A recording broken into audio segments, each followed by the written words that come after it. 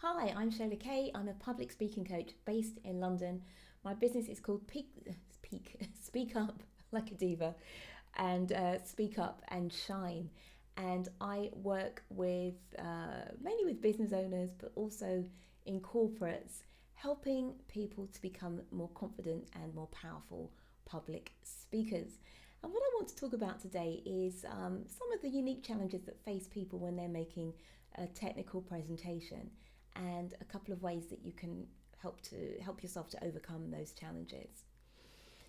Just recently, I ran a workshop on speaking for your business, and one of the attendees at the workshop was a chiropractor.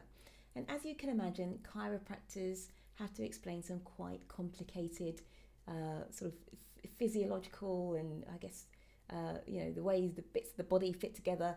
I used to hate biology when I was at school, so I can't tell you much about it myself.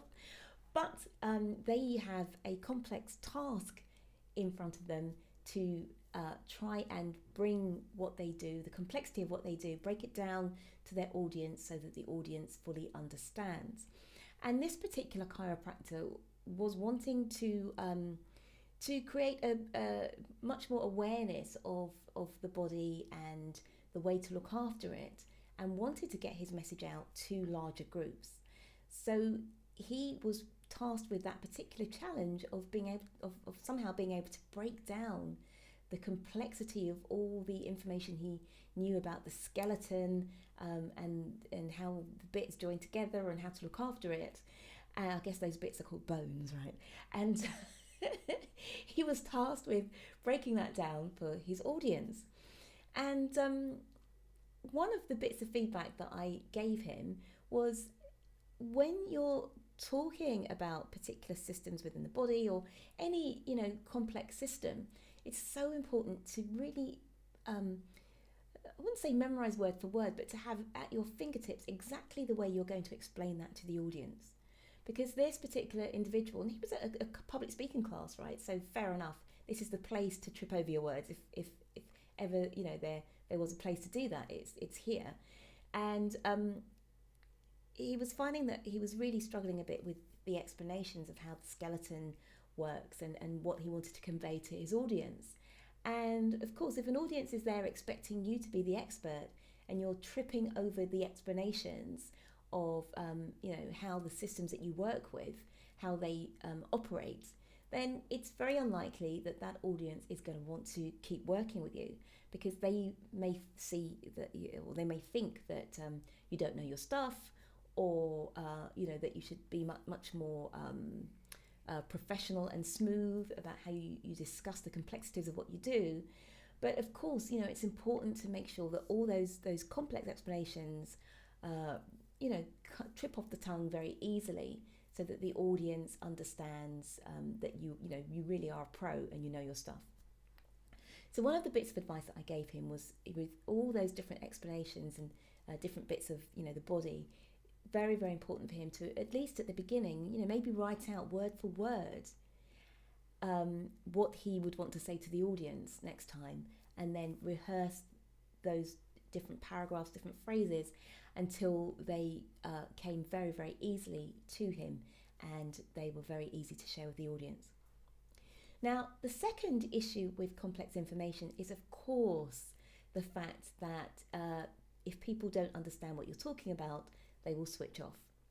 And typically, if you just mention 2 or 3 words that an audience doesn't get, then they will just think, oh, I don't understand this, and they'll start thinking about what's on TV tonight, or what's for dinner, whatever it might be. You're going to lose them.